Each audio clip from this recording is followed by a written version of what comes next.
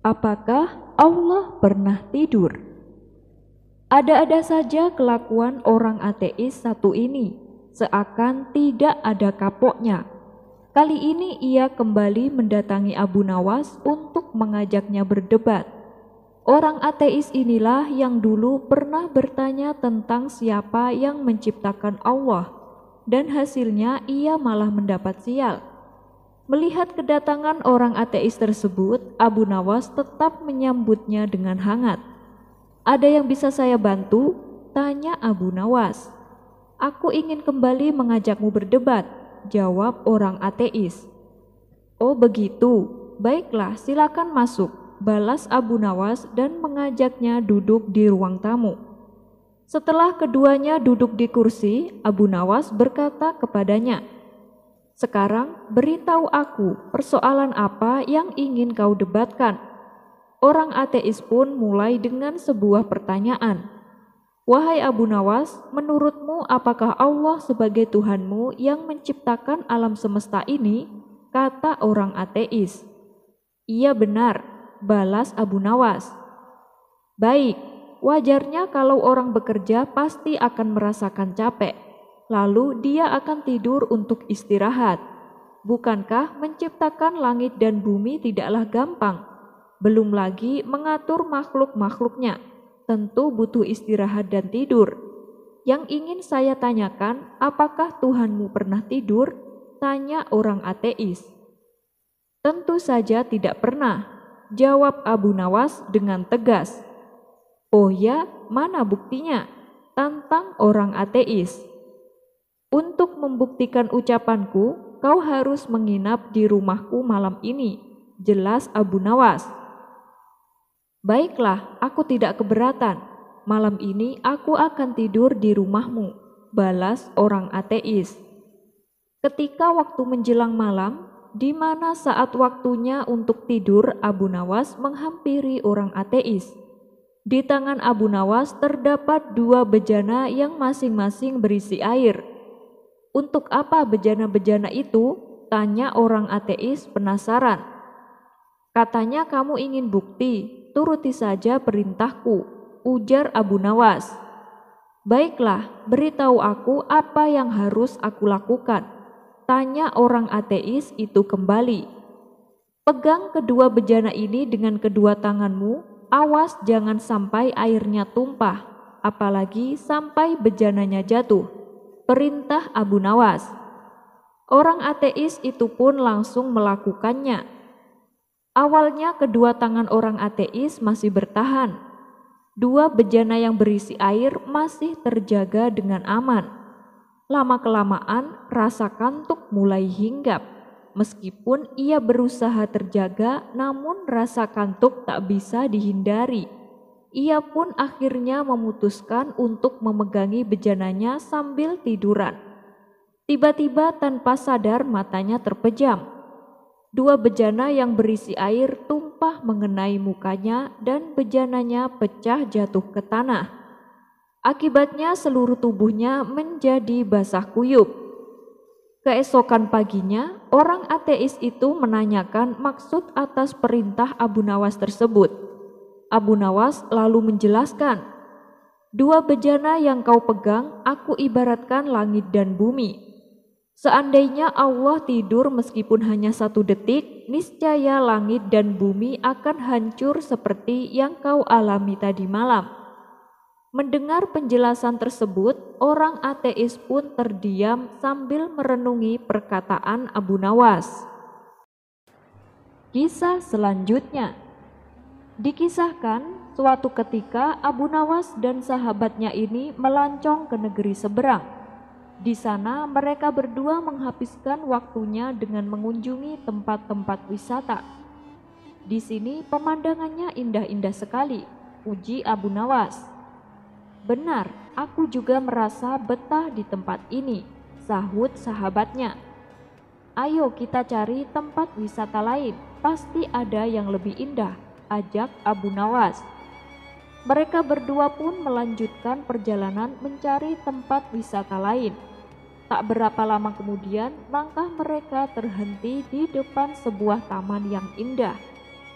Namun ketika mereka hendak memasukinya, ternyata taman tersebut bukan untuk umum, melainkan hanya diperuntukkan bagi keluarga kerajaan. Sayang sekali, padahal aku sangat penasaran. Pasti di dalamnya sangat indah, ucap sahabatnya. Kenapa mesti risau? Kita masuk saja secara diam-diam. Toh tamannya tidak ada yang jaga, ujar Abu Nawas. Ajakan Abu Nawas ini disambut gembira oleh sahabatnya. Mereka berdua pun akhirnya memasuki taman dan menikmati keindahannya. Saat sedang asyik-asyiknya bersantai, tiba-tiba beberapa pengawal kerajaan datang, lalu menangkap Abu Nawas dan sahabatnya. Mereka berdua kemudian diseret ke istana untuk dihadapkan kepada rajanya. Siapa kedua orang ini dan kenapa dibawa kemari? Tanya sang raja kepada pengawalnya. Ampun Paduka yang mulia, mereka telah lancang. Mereka berani memasuki taman Paduka, jawab salah satu pengawal. Kurang ajar, bukankah kalian sudah tahu kalau taman tersebut tidak boleh dimasuki siapapun? Bentak sang raja. Akibat kesalahan yang dilakukan Abu Nawas dan sahabatnya, sang raja lalu memutuskan untuk menghukum mereka berdua. Pengawal, masukkan mereka berdua ke dalam penjara. Besok mereka akan menjalani hukuman pancung, titah sang raja. Mendengar hal itu, spontan Abu Nawas dan sahabatnya langsung kaget dan tak percaya. Tunggu Paduka, hanya karena kesalahan sepele, Tuan menjatuhi kami hukuman mati, tanya Abu Nawas keberatan. Ini sebagai pelajaran agar tidak ada orang lain yang berani lagi memasuki tamanku, balas sang raja. Sejenak Abu Nawas terdiam. Ia pun memutar otaknya supaya bisa lepas dari hukuman sang raja. Ampun Paduka, saya dengar Paduka suka sekali dengan kuda. Kalau saya bisa membuat keajaiban pada kuda Paduka, apakah Paduka akan membebaskan kami? Tanya Abu Nawas. Iya memang benar, saya suka sekali dengan kuda, jawab sang raja. Lalu keajaiban apa yang akan kau tunjukkan terhadap kuda saya? Tanya sang raja kemudian. Begini Paduka, saya akan mengajari kuda Paduka supaya bisa bernyanyi, jawab Abu Nawas. Kamu bisa mengajari kudaku bernyanyi? Apa saya tidak salah dengar? Tanya sang raja penasaran. Benar Paduka, tapi saya butuh sedikit waktu, tidak bisa dalam semalam saja, jelas Abu Nawas. Mendengar pengakuan Abu Nawas, sang raja pun sepakat. Baiklah, aku akan menunda hukumanmu selama setahun. Ajari kudaku menyanyi, jika berhasil kalian kubebaskan. Tapi jika gagal, kalian langsung akan dihukum mati, ancam sang raja. Terima kasih banyak Paduka yang mulia, sahut Abu Nawas kegirangan. Abu Nawas dan sahabatnya lalu diperbolehkan meninggalkan istana. Setelah keluar dari istana, sahabatnya ini berkata kepada Abu Nawas, sungguh mengagumkan.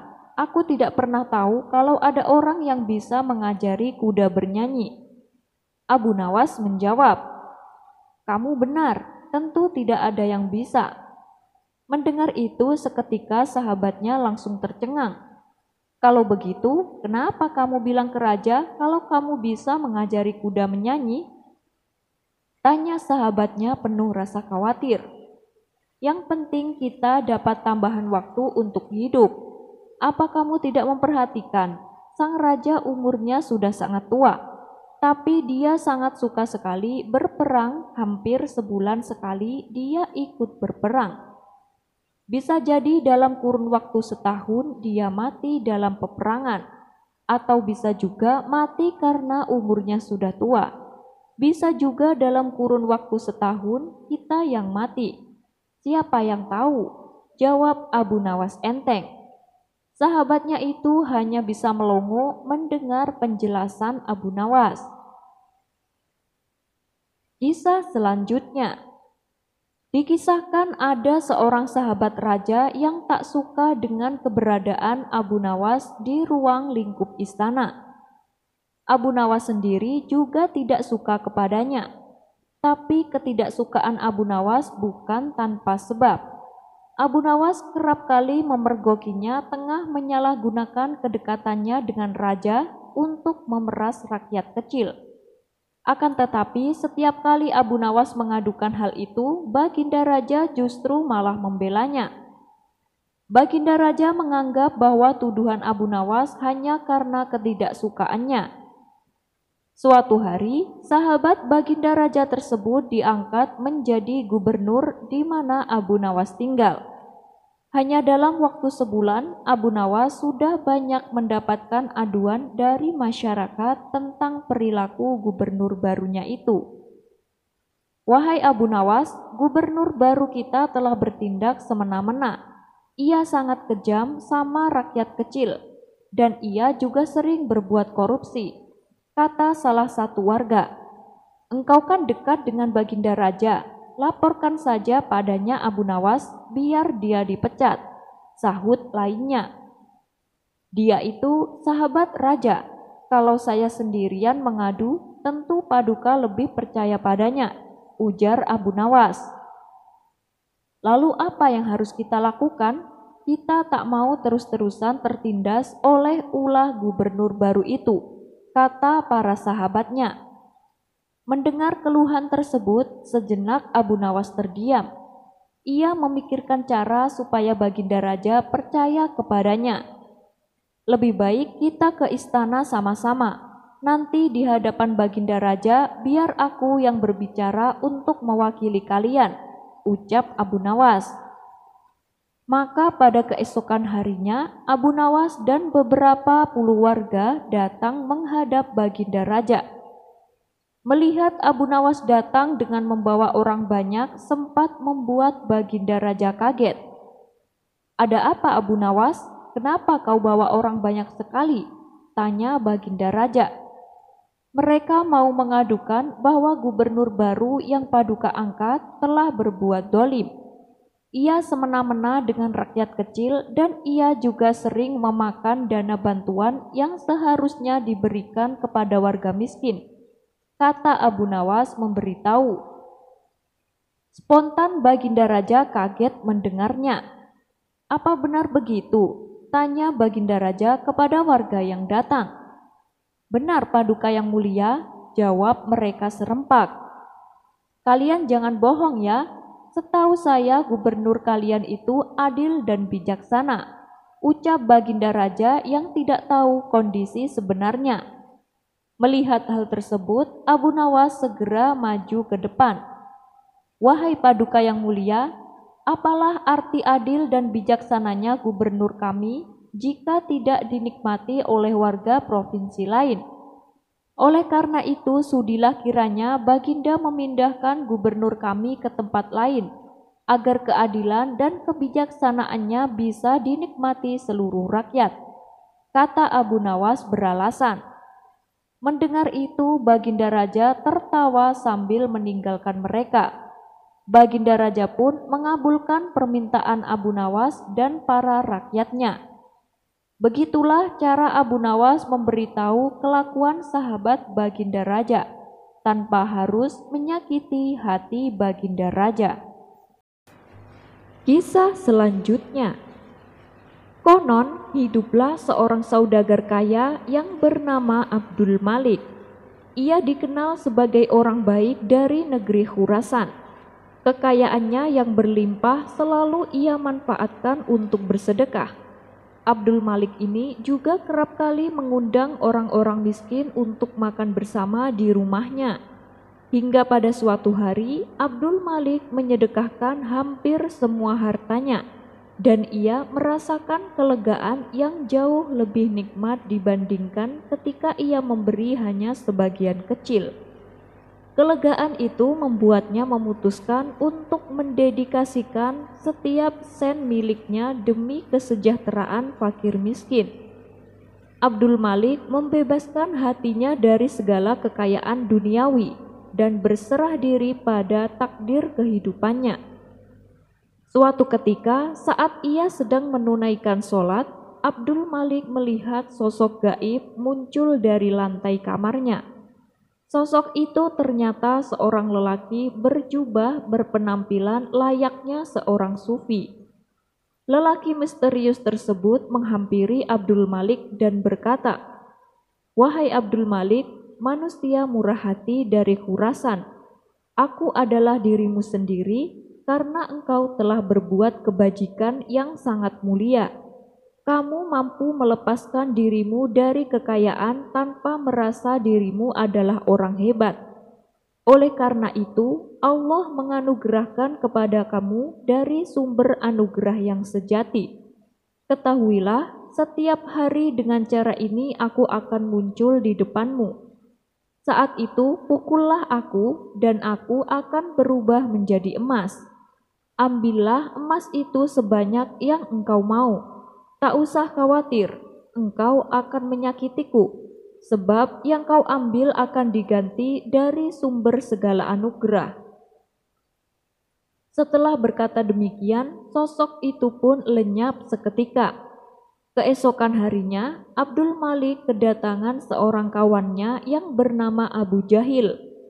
Saat mereka berdua sedang asyik berbincang-bincang, tidak lama kemudian, lelaki misterius kemarin yang berpenampilan sufi kembali muncul di hadapan Abdul Malik. Abdul Malik pun segera memukulnya dengan tongkat. Seketika itu juga, lelaki misterius yang dipukulnya berubah menjadi emas. Abdul Malik lalu mengambil bagiannya dan juga memberikan emas kepada Abu Jahil. Melihat peristiwa yang menakjubkan tersebut, Abu Jahil hanya bengong dan terpana. "Sungguh luar biasa," gumam Abu Jahil tanpa mengerti kejadian sebelumnya. Abu Jahil mulai berpikir, alangkah gembiranya bila dirinya dapat melakukan keajaiban serupa. Abu Jahil mengetahui bahwa kaum sufi rata-rata punya kekuatan tertentu. Ia pun menyimpulkan bahwa ia hanya perlu memukul mereka untuk mendapat emas. Maka terbesitlah di benak Abu Jahil sebuah ide yang konyol. Ia mengadakan sebuah jamuan pesta makan yang hanya dihadiri oleh para sufi. Ketika para sufi ini sudah makan kenyang, Abu Jahil diam-diam mengeluarkan tongkat dan dengan tanpa ampun dihantamnya para tamu undangan hingga mereka tersungkur ke tanah. "Kenapa tidak berubah jadi emas?" batin Abu Jahil. Karena masih penasaran, Abu Jahil kembali memukuli mereka dengan tongkat. Tentu saja tingkah Abu Jahil ini membuat para sufi ketakutan. Mereka serempak kabur berlarian meninggalkan rumah Abu Jahil. Akibat perbuatannya ini, para sufi mengadukan Abu Jahil kepada Tuan Hakim. Singkat cerita, ditangkaplah Abu Jahil dan disidangkan. Di hadapan Tuan Hakim, Abu Jahil beralasan bahwa perbuatannya ini semata-mata meniru Abdul Malik. Pasalnya ia pernah melihat Abdul Malik memukul seorang sufi dan seketika orang yang dipukulnya berubah jadi emas. Mendengar pengakuan Abu Jahil yang tak masuk akal, Tuan Hakim kembali bertanya, "Apa kamu yakin dengan yang kau lihat?" Abu Jahil menjawab, "Saya yakin sekali Tuan Hakim. Kalau tidak percaya, panggil saja Abdul Malik kemari." Maka dipanggillah Abdul Malik ke pengadilan untuk dimintai keterangan. Dalam perjalanan ke pengadilan, sosok sufi misterius yang bisa berubah jadi emas membisikkan kepada Abdul Malik apa yang harus ia katakan. "Wahai Tuan Abdul Malik, apa benar yang dikatakan Abu Jahil?" tanya Tuan Hakim. "Menurut saya Abu Jahil sudah tidak waras, Tuan Hakim. Bisa saja dia sedang berusaha menutup-nutupi hobinya, yaitu menyiksa orang tanpa alasan. Memang saya mengenalnya, Tuan Hakim, tetapi yang ia ceritakan tentang kejadian di rumah saya tidak lebih dari akal-akalan belaka. kata Abdul Malik menjelaskan. Abu Jahil sempat membantah dan memprotes atas perkataan Abdul Malik. Ia juga menunjukkan barang bukti berupa emas yang ia dapatkan dari Abdul Malik. "Hei Abu Jahil, Abdul Malik itu saudagar kaya, tentu punya banyak emas," balas Tuan Hakim. Karena tak punya bukti dan yang diceritakan tidak masuk akal, akhirnya Abu Jahil dihukum penjara. Sementara Abdul Malik masih melakukan rutinitas seperti biasanya, memberikan sedekah uang dan makanan kepada para fakir miskin setiap harinya. Kisah selanjutnya. Kelakuan Bani Israel memang sering kelewatan. Permintaan mereka kepada Nabi Musa terbilang sering tidak masuk akal, di mana di cerita sebelumnya mereka pernah meminta makanan dari surga dan permintaan-permintaan lain yang aneh. Akan tetapi Allah tetap mengabulkannya. Dan kali ini permintaannya sempat membuat Nabi Musa emosi. Kisah ini berawal ketika beberapa orang dari Bani Israel datang menemui Nabi Musa dan berkata, "Wahai Musa, bukankah kau bisa bicara dengan Tuhan? Tolong sampaikan padanya bahwa kami ingin mengundangnya makan malam."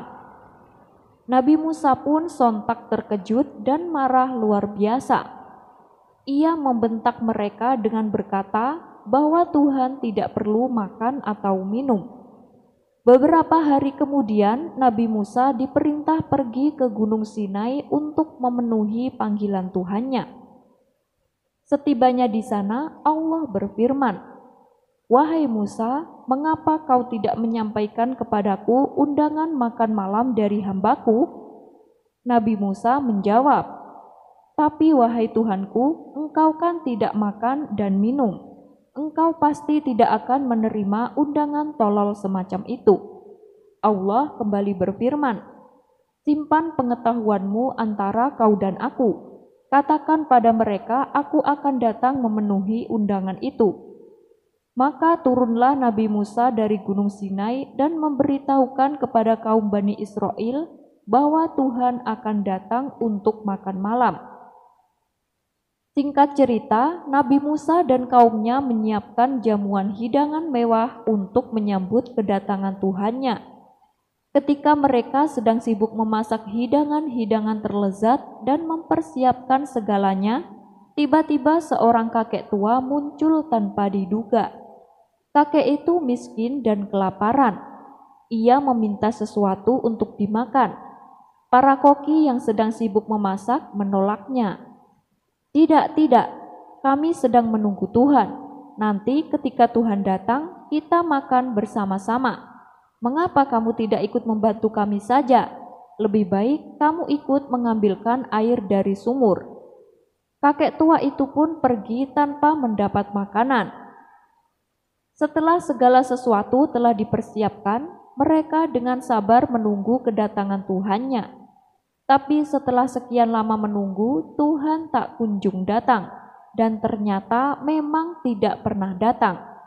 Akibatnya Nabi Musa menjadi amat malu dan tidak tahu harus berkata apa kepada para pengikutnya. Keesokan harinya, Nabi Musa pergi ke Gunung Sinai dan berkata, "Wahai Tuhanku, apa yang kau lakukan kepadaku? Aku berusaha meyakinkan setiap orang bahwa kau akan datang. Kau katakan kau akan datang ke jamuan kami, tapi kau ternyata tak datang. Sekarang tidak ada lagi yang akan mempercayaiku." Allah menjawab, "Aku datang. Jika saja kau memberi makan kepada hambaku yang miskin, itu sama saja kau telah memberi makan kepadaku." Yang dimaksud hamba yang miskin adalah kakek tua yang datang meminta makanan. Allah kembali berkata, "Aku tidak boleh dimasukkan ke seluruh semesta. Boleh dimasukkan ke dalam hati hambaku yang beriman." Maksud daripada kisah di atas adalah ketika berkhidmat kepada hamba Tuhan yang beriman, sejatinya kita telah berkhidmat kepadanya. Wallahu a'lam bishawab. Kisah selanjutnya. Kebiasaan kaum laki-laki Bani Israel di saat mereka mandi, mereka selalu mandi di sungai bersama-sama, sehingga masing-masing bisa melihat auratnya satu sama lain. Akan tetapi tidak dengan Nabi Musa. Ia mandi seorang diri terpisah dari kaumnya. Hal ini membuat orang-orang berprasangka buruk kepadanya. Ada yang beranggapan bahwa Nabi Musa mengidap penyakit kulit. Makanya dia malu bila mandi bersama-sama mereka. Gosip itu pun dengan cepat menyebar sehingga Nabi Musa jadi bahan cemoohan. Allah lalu mematahkan gosip tersebut dengan caranya yang luar biasa. Sebagaimana firman Allah dalam Al-Quran surat Al-Ahzab ayat 69. Hai orang-orang yang beriman, janganlah kamu menjadi seperti orang-orang yang menyakiti Musa.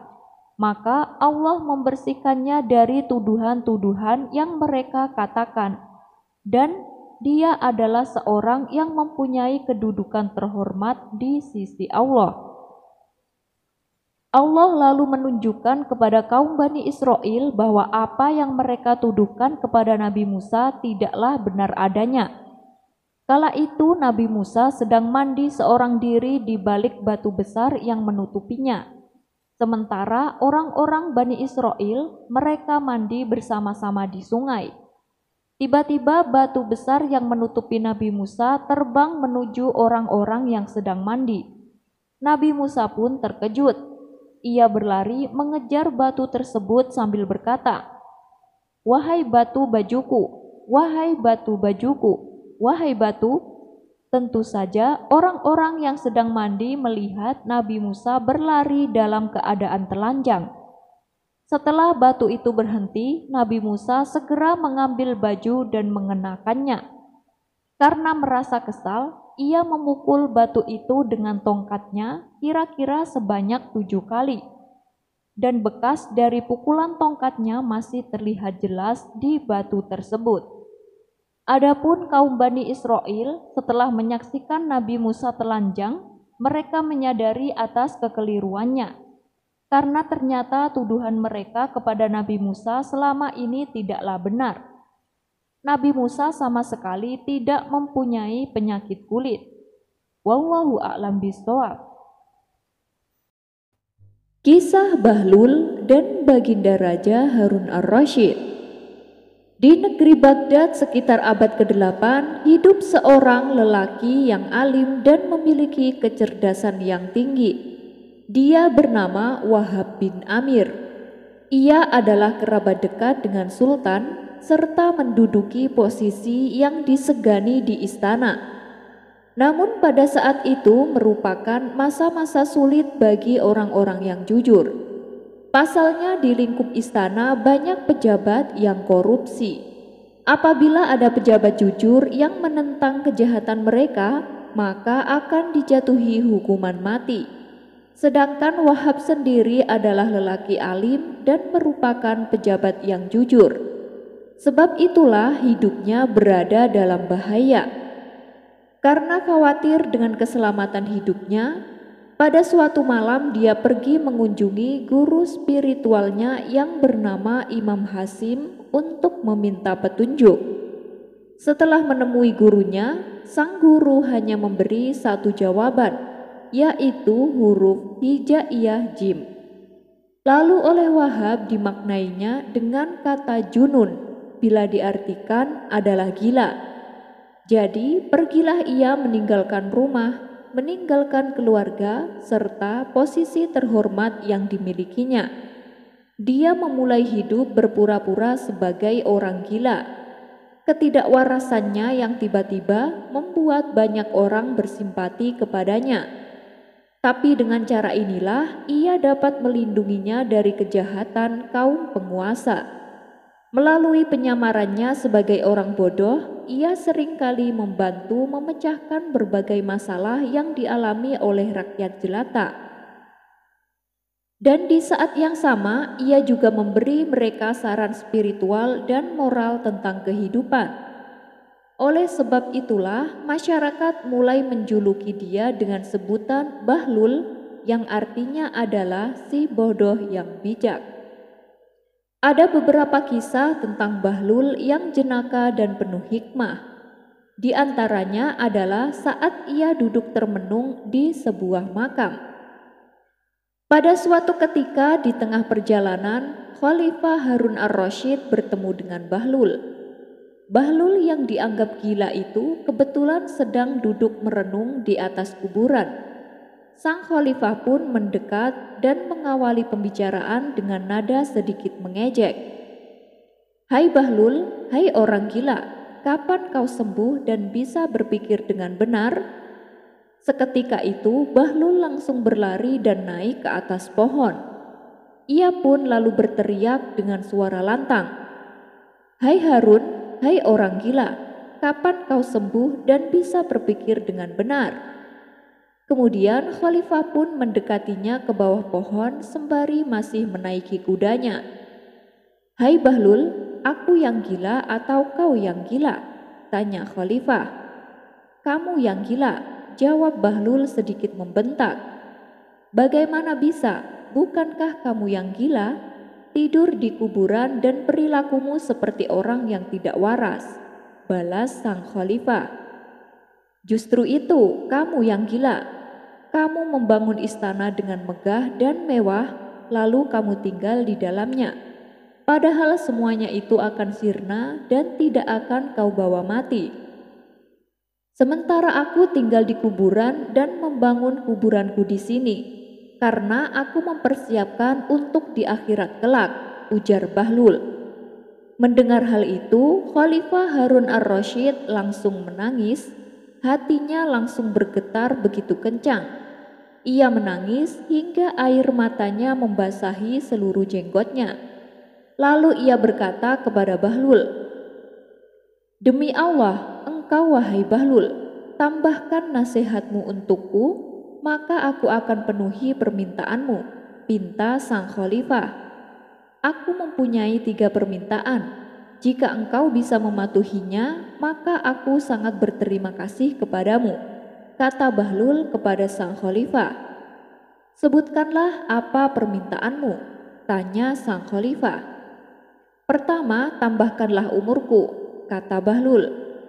"Aku tak akan mampu memenuhinya, karena itu bukanlah kewenanganku," jawab sang khalifah. "Baiklah kalau begitu. Jagalah diriku dari malaikat maut," pinta Bahlul kepada khalifah. "Itu juga tak mungkin bisa aku penuhi, karena itu bukan kuasaku," jawab sang khalifah. Lalu Bahlul menyampaikan permintaan yang ketiga. "Aku minta masukkanlah aku ke dalam surga dan jauhkanlah aku dari api neraka," pinta Bahlul kepada khalifah. "Aku tidak mungkin bisa memenuhi permintaanmu itu," kata sang khalifah. "Kalau kau tak mampu melakukan itu, maka aku tidak memerlukan apapun dari dirimu. Pergilah dari hadapanku. Hai Harun, ketahuilah kamu itu bukan raja, tapi hanya seorang hamba," ucap Bahlul mengingatkan.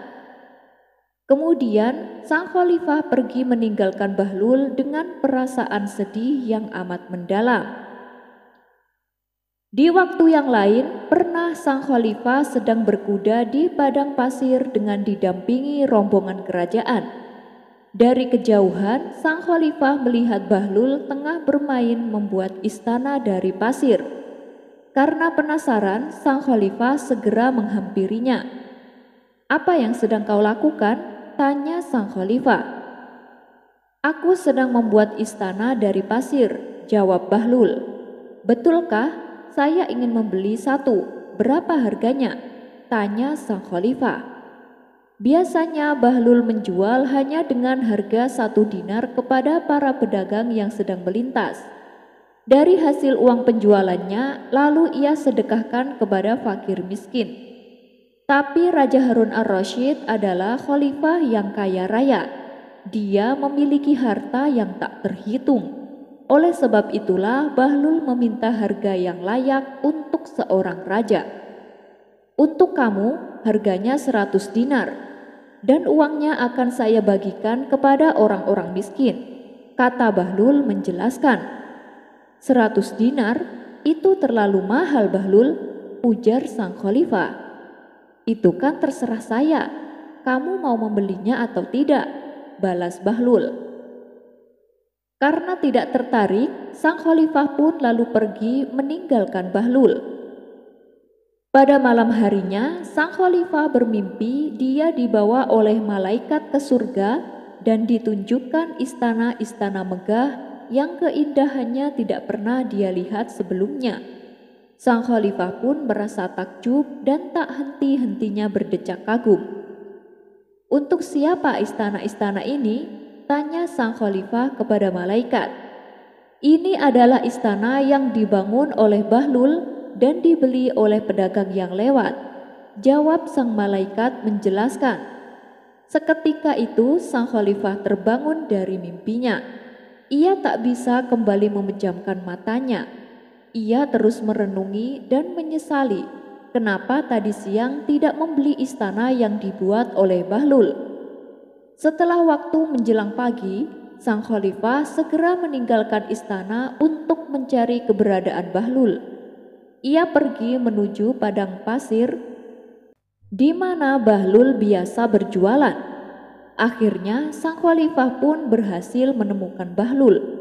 Ia terlihat sedang duduk sendirian membuat istana pasir.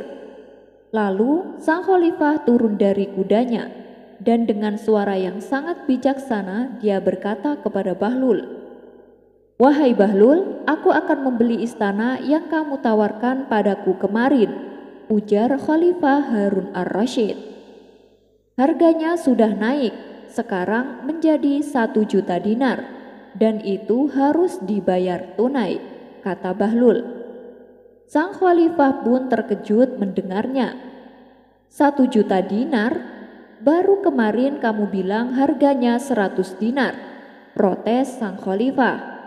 Yaitu kemarin, tapi sekarang sudah beda lagi. Karena istana yang kemarin sudah dibawa para malaikat ke surga, aku diberitahu oleh para malaikat untuk membagikan semua emasmu kepada orang-orang miskin di negeri ini, kata Bahlul menjelaskan. Sang khalifah merasa menyesal di dalam hatinya.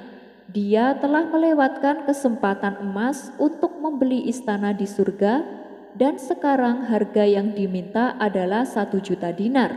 Harga yang sangat begitu tinggi. Akhirnya sang khalifah pergi dengan harapan hampa. Ia berjalan pulang dengan tertunduk lesu. Beberapa hari kemudian, istri sang khalifah yang bernama Zubaidah tengah berjalan-jalan di tepian sungai bersama para pelayannya. Ternyata di situ juga ada Bahlul sedang bermain membuat taman di tepi sungai seperti layaknya anak kecil. Karena merasa kasihan, sang permaisuri menghampiri Bahlul. "Wahai Bahlul, apa yang sedang kau lakukan?" tanya sang permaisuri.